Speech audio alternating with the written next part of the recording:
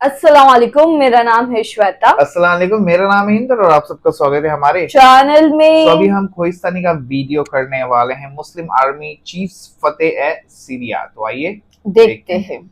एक बहुत ही इंटरेस्टिंग हदीस है कि जब एक जंग के बाद रसूलुल्लाह सल्लल्लाहु अलैहि वसल्लम रात के टाइम अपने कैंप में बैठे हुए थे, तो एक सहाबी आप सल्लल्लाहु अलैहि वसल्लम से मिलने के लिए उनके कैंप के अंदर गए। तो आप सल्लल्लाहु अलैहि वसल्लम ने उसे अपने पास बिठाया और उसे फ्यूचर के बारे में एक बहुत ही इंपॉर्टेंट बात बताई अच्छा। कि मुझसे क़यामत ओके की कुछ निशानियां सुनो, मेरी मौत और उसके बाद यरूशलेम की फतह और फिर एक ऐसी वबा, एक ऐसी बीमारी जो तुम मुसलमानों को ग्रेट नंबर्स में मारेगी। इस हदीस के बाद ये सब कुछ एग्जैक्टली इसी तरह ही हुआ। अच्छा। इस हदीस के कुछ ही अरसे बाद आप सल्लल्लाहु अलैहि वसल्लम इस दुनिया से चले गए और उनकी वफात के बाद कुछ ही सालों में मुसलमानों ने उमर बिन खत्ताब की लीडरशिप में ये सारे इलाके फतह कर लिए।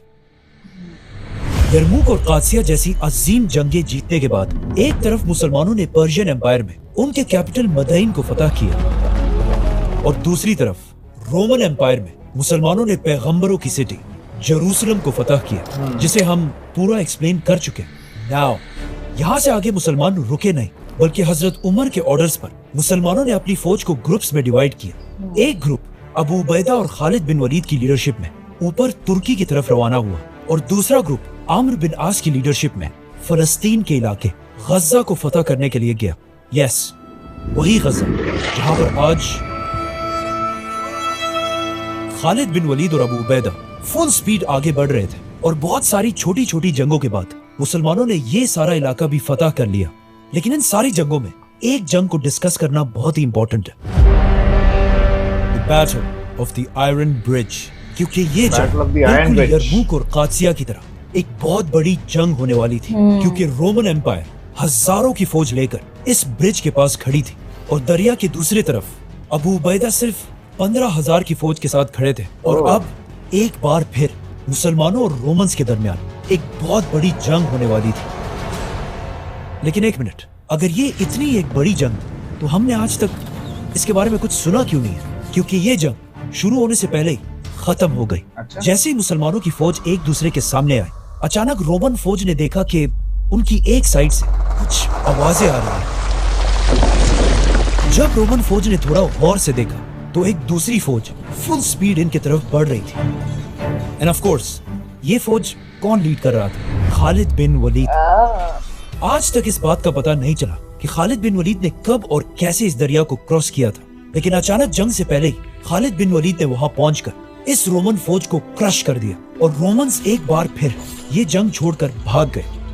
और इस तरह ये इतनी बड़ी जंग शुरू होने से पहले ही खत्म हो गई। ये जंग सीरिया में मुसलमानों की आखिरी जंग थी और इस जंग के बाद मुसलमानों ने हमेशा के लिए पूरे शाम को फतह कर लिया। अब मुसलमानों की खिलाफत का कंट्रोल सीरिया, फलस्तीन, जॉर्डन और लेबनान तक फैल चुका था, जिसके बाद मुसलमानों के आर्मी चीफ अबू उबैदा यहीं पर रहे और खालिद बिन वलीद अकेले अपनी फौज के साथ पहली बार रोमन एम्पायर के मेन हेडक्वार्टर तुर्की में दाखिल हुए और बहुत तेजी से रोमन एम्पायर की कैपिटल कॉन्स्टेंटिनोपल, इस्तांबुल की तरफ बढ़ने लगे। बट वेट, अगर खालिद बिन वलीद रोमन एम्पायर के कैपिटल के इतने क्लोज पहुंच चुके थे, तो फिर उन्होंने इसे फतह क्यों नहीं किया? बल्कि ये सिटी तो इससे 800 साल बाद एक दूसरे बादशाह सुल्तान मोहम्मद फातेह ने फतह की थी। क्योंकि जैसे ही खालिद बिन वलीद तुर्की में दाखिल हुए, यहाँ पर एक बहुत बड़ा मसला हुआ। हजरत उमर रज़ियल्लाहु अन्हु ने खलीफा बनते ही खालिद बिन वलीद को उनके पोस्ट आर्मी चीफ के ओहदे से हटा दिया था। लेकिन अब भी मुसलमान खालिद बिन वलीद को बाकी सारे जनरल से बहुत ज्यादा पावरफुल समझते थे, क्योंकि अब भी कुछ नए मुसलमान ये समझते थे कि आज ये खिलाफत राशिदा जहां भी है सिर्फ खालिद बिन वलीद की वजह से है। और हजरत उमर को ये बात बिल्कुल भी पसंद नहीं थी और वो सबको ये दिखाना चाहते थे कि ये खिलाफत मेरी या खालिद की वजह से नहीं, बल्कि अल्लाह की वजह से कायम है। इसके अलावा एक मसला ये भी था कि इससे कुछ ही अरसा पहले एक दिन खालिद बिन वलीद कहीं बैठे हुए थे और एक शायर ने उनके सामने कुछ अशार पढ़े, तो खालिद बिन वलीद ने खुश होकर उस शायर को 10,000 दरहम दिए। लेकिन अब मसला ये था कि हजरत उमर ने मुसलमानों की फौज में अपने जनरल्स को कंट्रोल में रखने के लिए हर जगह जासूस बिठाए हुए थे। जैसे ही खालिद बिन वलीद ने उस शायर को पैसे दिए, वहां बैठे हजरत उमर के एक जासूस ने फौरन ये खबर मदीना में खलीफा तक पहुंचाई। हजरत उमर को ये बात बिल्कुल पसंद नहीं आई कि हम यहाँ मदीना में बिल्कुल एक सादा और आम जिंदगी गुजार रहे हैं और हमारे जनरल्स वहाँ ये सब कर रहे हैं। और हजरत उमर को इस बात का भी डर था कि कहीं खालिद बिन वलीद ने उस शायर को ये पैसे मुसलमानों के माले गनीमत से ना दिए हों। तो फौरन हजरत उमर ने मदीना से एक letter army chief Abu Ubaida की तरफ भेजा। ये बहुत ही एक खतरनाक लेटर था जिसमें हजरत उमर ने 3 ऑर्डर्स दिए थे। नंबर 1, जनरल खालिद बिन वलीद को एमएसआ के सारे मुसलमानों के सामने पेश किया जाए और फिर सबके सामने उनसे ये पूछा जाए कि उन्होंने उस शायर को ये 10,000 दरहम अपनी जेब से दिए या मुसलमानों के बैतुल माल से। अगर अपनी जेब से दिए तो ये बिल्कुल फजूल खर्ची है, और अगर बैतुल माल से दिए हैं तो ये इस एम्पायर के साथ खयानत है। दोनों सूरतों में खालिद बिन वलीद को फौज से डिसमिस करना जायज है। नंबर 2, खालिद बिन वलीद इस ऊपर वाले क्वेश्चन का जो भी जवाब दे उसे मुसलमानों की फौज से डिसमिस कर दिया जाए। नंबर 3, और डिसमिस करने के बाद उसे फौरन मुसलमानों के कैपिटल मदीना में मेरे पास भेजा जाए। अब यहाँ पे प्रॉब्लम ये थी कि खालिद बिन वलीद की पर्सनैलिटी से तो रोमन और पर्शियन एम्पायर के बादशाह भी कामते थे। तो अब हजरत उमर को इस काम के लिए एक ऐसे इंसान की जरूरत थी जो खालिद बिन वलीद जैसे पावरफुल आदमी का भी हिसाब ले सके। और इस काम के लिए हजरत उमर ने एक बहुत बड़ा सहाबी मुअज्जिन रसूल बिलाल रज़ियल्लाहु अन्हु को चूज किया। बिलाल रज़ियल्लाहु अन्हु कोई आम सहाबी नहीं थे।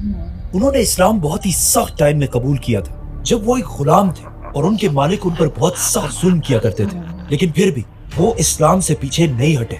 तो इसीलिए हजरत उमर ने खालिद बिन वलीद जैसे बड़े जनरल को कन्फ्रंट करने के लिए बिलाल रज़ियल्लाहु अन्हु को भेजा।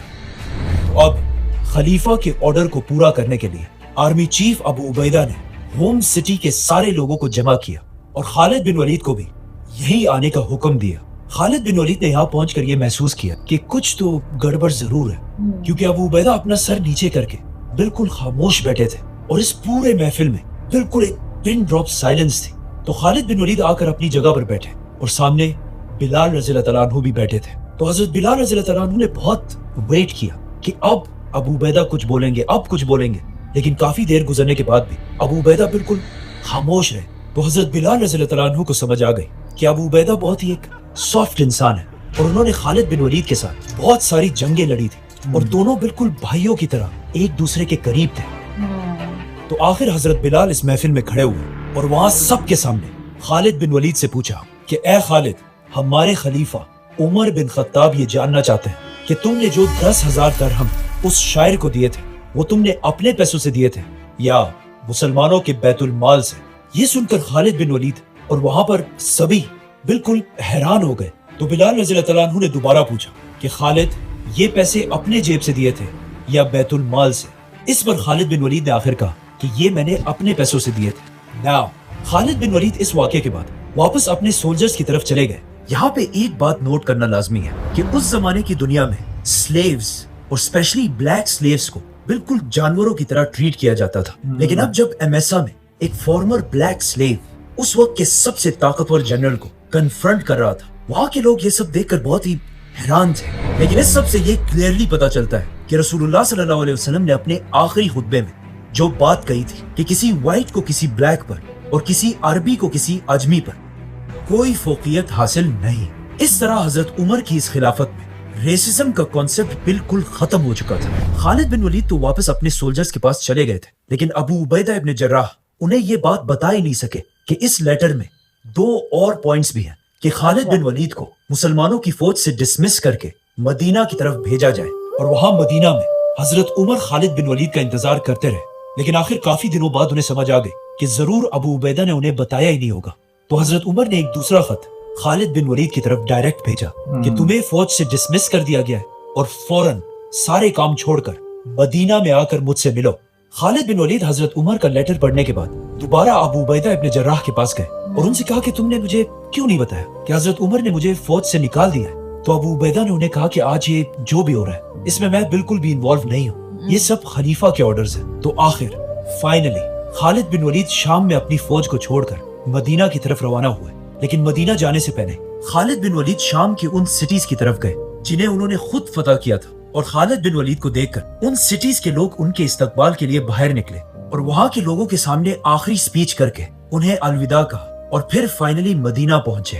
جیسے ہی خالد بن ولید مدینہ پہنچے اور حضرت عمر کے گھر کی طرف جانے لگے تو راستے میں ہی ان کی ملاقات خلیفہ عمر سے ہوئی۔ ایک طرف دنیا کا سب سے طاقتور بادشاہ عمر بن خطاب کھڑے تھے اور دوسری طرف دنیا کے سب سے بڑے جنرل خالد بن ولید۔ تو پہلے حضرت عمر نے فرمایا کہ خالد، تم نے جو کیا ہے وہ دنیا میں آج تک کوئی بھی نہیں کر سکا، لیکن یاد رکھو جو بھی ہوتا ہے وہ صرف اللہ ہی کرتا ہے۔ یہ ان دو گریٹ پرسنالٹیز کے درمیان ایک بہت ہی فرینک ڈسکشن تھی جس میں خالد بن ولید نے حضرت عمر سے کہا کہ آپ نے میرے ساتھ جو یہ کیا ہے اچھا نہیں کیا۔ تو حضرت عمر نے اسے کہا کہ پہلے مجھے یہ بتاؤ تمہارے پاس اتنے پیسے کہاں سے ہیں کہ تم نے ایک شاعر کو 10,000 درہم دیے؟ تو خالد بن ولید نے انہیں کہا کہ یہ تو میں نے اپنے پیسوں سے دیے۔ تو خلیفہ عمر نے حکم دیا کہ خالد بن ولید فارمر آرمی چیف کے پاس جتنا بھی مال ہے اس سب کا حساب لگایا جائے، جس طرح آج بھی یو ایس کانگریس امریکہ کے سب سے طاقتور لوگوں کو سامنے بٹھا کر ان سے حساب لیتی ہے، چاہے وہ کوئی بزنس مین ہو یا جنرل۔ اسی میرٹ کے سسٹم کی وجہ سے آج یو ایس ایک سپر پاور ہے اور یہی میرٹ کا سسٹم آج سے 1400 سال پہلے خلافت راشدہ میں بھی تھا۔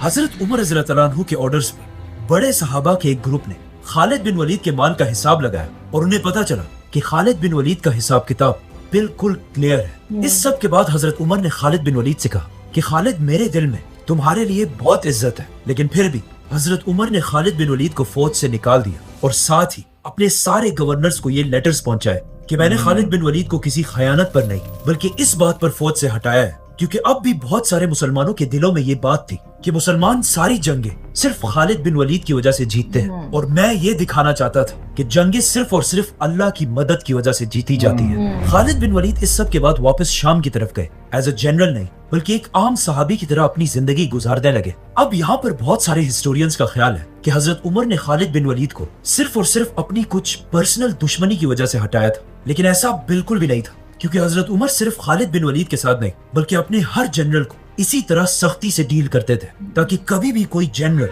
اسٹیٹ سے زیادہ طاقتور نہ ہو۔ فار ایگزامپل، ایک دن حضرت عمر رضی اللہ تعالیٰ عنہ کو خبر ملی کہ پرشین امپائر میں ان کے جنرل سعد بن ابی وقاص نے اپنے ہیڈ کوارٹر کوفہ کی سٹی میں لوگوں کے شور اور رش سے بچنے کے لیے اپنے آفس اور لوگوں کے درمیان ایک دروازہ لگایا تھا، اور جب شور زیادہ بڑھ جاتا تھا تو وہ کبھی کبھی دروازہ بند کر دیا کرتے تھے، جو ایک بہت ہی نارمل بات ہے۔ لیکن جب مدینہ میں خلیفہ عمر کو اس بات کا پتہ چلا تو انہوں نے سوچا کہ یہ تو ہمارا جنرل اپنے آپ کو عوام سے اوپر سمجھ رہا ہے، تو انہیں بہت غصہ آیا کیونکہ خلافت کا نظام یہ تھا کہ جنرلز کا دروازہ ہمیشہ عوام کے لیے کھلا رہنا چاہیے۔ تو فوراً حضرت عمر نے اگین ایک بہت بڑے صحابی کو مدینہ سے پرشین امپائر میں کوفہ کی طرف بھیجا اور اسے حکم دیا کہ جا کر جنرل سعد بن ابی وقاص کے دروازے کو پہلے نکالو، پھر اس کے ٹکڑے ٹکڑے کرو اور پھر اسے آگ لگا دو۔ اس صحابی نے جا کر ایسا ہی کیا، اور اس واقعے کے کچھ ہی عرصے بعد حضرت عمر نے سعد بن ابی وقاص کو بھی بغیر کسی وجہ کے جنرل کی پوسٹ سے ہٹا دیا، اور وجہ اگین وہی تھی کہ کوئی بھی جنرل مسلمانوں کی سٹیٹ سے پاورفل نہ ہو جائے۔ اور اس کے بعد اگین حضرت عمر نے ایک دوسرے جنرل مغیرہ بن شعبہ کی طرف بھی لیٹر بھیجا کہ تم ذرا مدینہ آؤ، میرا تمہارے ساتھ ضروری کام ہے۔ ان شارٹ، حضرت عمر رضی اللہ تعالیٰ عنہ کی خلافت میں انہوں نے اپنے کسی بھی جنرل اور گورنر کو اپنی پوسٹ پر زیادہ عرصہ رہنے نہیں دیا، اور یہی حضرت عمر کی خلافت کی سب سے بڑی کوالٹی تھی۔ Now, خالد بن ولید تو مسلمانوں کی فوج کو چھوڑ کر چلے گئے، لیکن اب فائنلی رسول اللہ صلی اللہ علیہ وسلم کی کہی ہوئی حدیث کے پورے ہونے کا ٹائم آ چکا تھا۔ جیسے ہی مسلمان اپنی طاقت کی پیک تک پہنچے، اچانک آؤٹ آف نو ویئر مسلمانوں کی اس خلافت پر دو بڑی مصیبتیں آئیں۔ مسلمانوں کے سیریا میں ایک بیماری طاعون آہستہ آہستہ پھیلنے لگی، اور یہاں عرب میں ایک بہت بڑا قحط آیا، اور اگلے 9 مہینے تک بارشیں نہ ہونے کی وجہ سے عرب کی ساری فصلیں اور کھانے پینے کی چیزیں تباہ ہو گئی، اور آہستہ آہستہ حالات اتنے سخت ہوئے کہ عرب کے لوگ کھانے پینے کی چیزوں کے لیے بھی ترسنے لگے۔ کہ کہا جاتا ہے کہ عرب کے لوگوں کی شکلیں بالکل راکھ کی طرح بلیک ہو گئی، اور اس قحط کی وجہ سے انسانوں کے ساتھ ساتھ جانوروں کے جسم بھی بالکل سوکھ گئے۔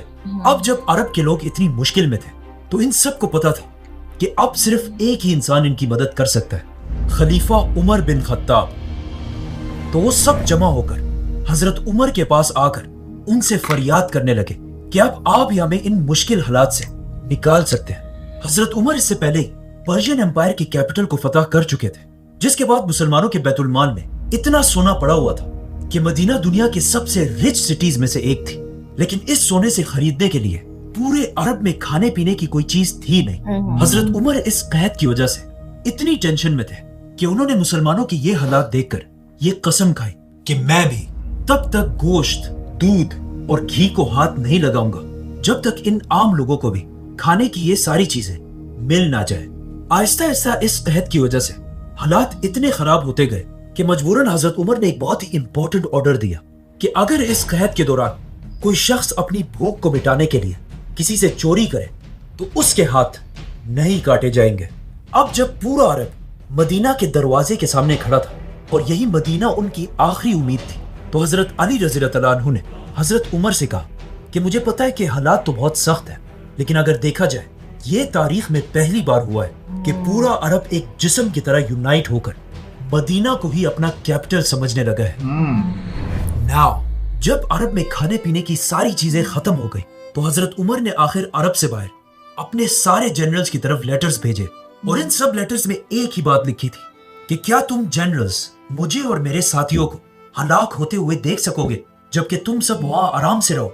जिस पर वहां सारे जनरल्स को समझ आ गई कि अब अरब के हालात बहुत ही खराब हो चुके हैं। तो जनरल अमर बिन आस ने हजरत उमर की तरफ लेटर भेजा कि आप बिल्कुल टेंशन ना लें, हम आपकी तरफ ऐसे काफिले भेजेंगे जिनका एक एंड मदीना में और दूसरा शाम में होगा, और इसी के साथ खाने पीने की चीजों से भरे हुए हजारों कैमल्स सारे इलाकों इराक, सीरिया, फलस्तीन से मदीना की तरफ रवाना हुए। और सिर्फ यही नहीं, 20 बड़े बड़े जहाज समंदर के रास्ते भी फुल लोडेड मदीना की तरफ रवाना हुए। मदीना में अरब के सारे लोग जो बिल्कुल भूख की वजह से खराब हालत में बैठे हुए थे, अचानक उन्होंने देखा कि हर तरफ से हजारों ऊंट खाने पीने की चीजें लेकर उनकी तरफ बढ़ रही थी। और इस तरह अरब के लोगों ने पहली बार मदीना और हजरत उमर की ताकत को अपनी आंखों से देखा।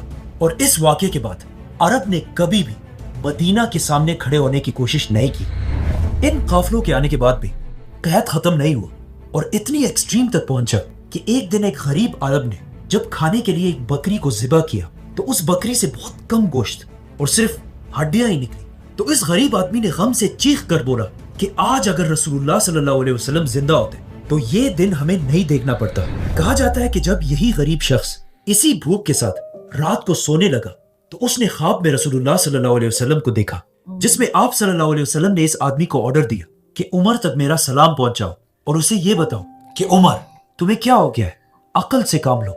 ये आदमी नींद से उठकर सीधा हजरत उमर के पास मदीना पहुंचा। तो हजरत उमर के गुलाम ने उसे रोक लिया और उससे पूछा कि तुम कौन हो। तो उसने कहा मुझे जाने दो, मैं रसूलुल्लाह का मैसेज लेकर आया हूँ। ये सुनकर सब हैरान हो गए कि ये कैसे हो सकता है। लेकिन जैसे ही उसने हजरत उमर को अपने ख्वाब के बारे में बताया तो हजरत उमर समझ गए कि आप सल्लल्लाहु अलैहि वसल्लम मुझे नमाज़े इस्तिस्का के बारे में याद दिला रहे हैं। ये वो नमाज है जिसमें अल्लाह से बारिश के लिए दुआ की जाती है। तो इसी के साथ हजरत उमर ने अपने सारे गवर्नर्स को ये ऑर्डर्स भेजे कि हम सब पूरी खिलाफत राशिदा में एक ही दिन एक ही टाइम पर एक साथ खड़े होकर ये नमाज पढ़ेंगे और अल्लाह से बारिश की दुआ करेंगे।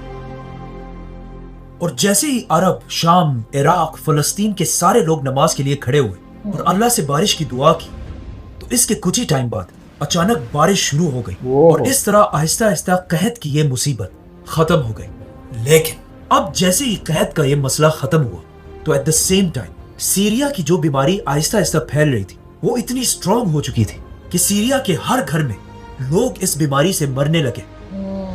और आहिस्ता आहिस्ता ये बीमारी सीरिया में मुसलमान आर्मी के कैंप्स तक भी पहुंची, जिससे बहुत सारे मुसलमान सोल्जर्स शहीद होने लगे।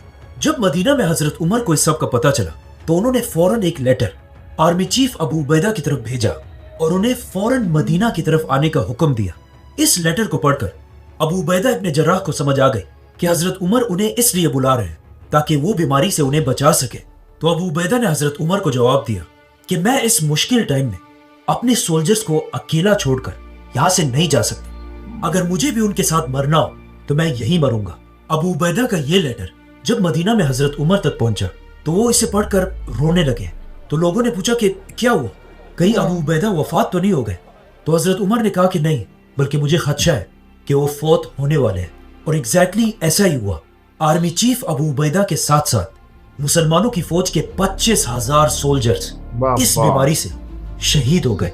इन 25,000 में बहुत सारे सोल्जर्स वो थे जिन्होंने यरमूक जैसी अजीम जंग जीती थी, और इन्हीं सोल्जर्स ने पहली बार इस्लाम को पूरी दुनिया में फैलाने की शुरुआत की थी। इन 25,000 सोल्जर्स का शहीद होना उस वक्त इस्लामिक एम्पायर के लिए एक बहुत बड़ा धचका था।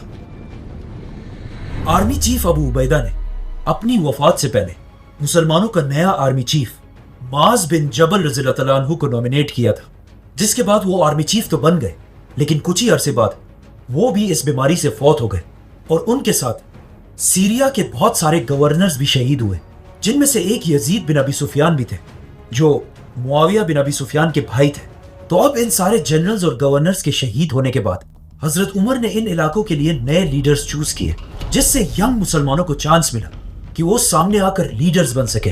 तो हजरत उमर ने सीरिया में मुसलमानों का नया आर्मी चीफ अमर बिन आस को बनाया और बाकी सिटीज के लिए गवर्नर्स भेजे, जिनमें से एक गवर्नर का नाम था मुआविया बिन अबी सुफियान, क्योंकि हजरत मुआविया के भाई यजीद बिन अबी सुफियान भी पहले एक गवर्नर थे। हजरत मुआविया इससे पहले आप सल्लल्लाहु अलैहि वसल्लम के आखिरी दौर में कुरान लिखने वाले सहाबा में से भी थे, और अब उनके भाई यजीद के फौत होने के बाद हजरत उमर ने उन्हें ही दमिश्क का गवर्नर बनाया। जैसे ही अमर बिन आस मुसलमानों की फौज के आर्मी चीफ बने, तो उन्होंने एक जबरदस्त फैसला किया और मुसलमानों को हुक्म दिया कि ज्यादा एक साथ रहने के बजाय एक दूसरे से दूर जाकर रहो और एक दूसरे से मिलना जुलना बंद कर दो, जिस तरह कोरोना वायरस में पूरी दुनिया का system, 962 deaths from coronavirus in the past, ताकि ये बीमारी खुद ब खुद खत्म हो जाए। And it worked. Aahista Aahista कुछ ही अरसे में ये बीमारी सीरिया से खत्म हो गई। अब फाइनली मुसलमानों की दोनों बड़ी मुसीबतें, कहत और बीमारी, खत्म हो चुकी थी। तो हजरत उमर हालात को कंट्रोल करने के लिए खुद सीरिया की तरफ गए, और वहां उनकी मुलाकात नए आर्मी चीफ अमर बिन आस से हुई, जिन्होंने हजरत उमर के सामने एक नया प्लान रखा कि अब जब हमारे हालात ठीक हो चुके हैं तो हमें स्लो होने के बजाय आगे बढ़ना चाहिए और एक नए इलाके की तरफ जाना चाहिए, इजिप्ट। सब्सक्राइब। ओके, इसमें तो जंग का नहीं था, लेकिन जो उसके जो प्रॉब्लम्स आई ना उसका था। और कैसे बोलते ना, वो पूरा एकदम वो बताया उनके बारे में, से उन्होंने सिक्के दिए थे उनको, फिर बोलते ना वो सब के साथ पहले थोड़ा खालिद बिन का पहले थोड़ा सुना, अभी और डिटेल में बताया गया फिर क्या हुआ कैसे हुआ। वही ना, वो उन्होंने वो भी उन लोग ने चेक किया ना कि इनके पास कितना माल पड़ा और था, वो जेन्युइन है या फिर नहीं है, तो वो सब भी चेक किया। तो वो बहुत जरूरी था वो टाइम पे सब। बट बहुत मतलब कैसे वो पूरी बीमारी भी फैल गई, फिर बाद में बारिश भी नहीं हो रही थी, बारिश कैसे आई, बीमारी कैसे खत्म, वही ना, वो सपना भी आया एंड तो अच्छा लग वो रहा सही था, था सब एकदम। देख रहे थे हम लोग, अच्छा लग रहा था। तो देखेंगे गाइस इनकी और वीडियो, तब तक आप अपना ख्याल रखिए, take Bye bye. Care, bye bye.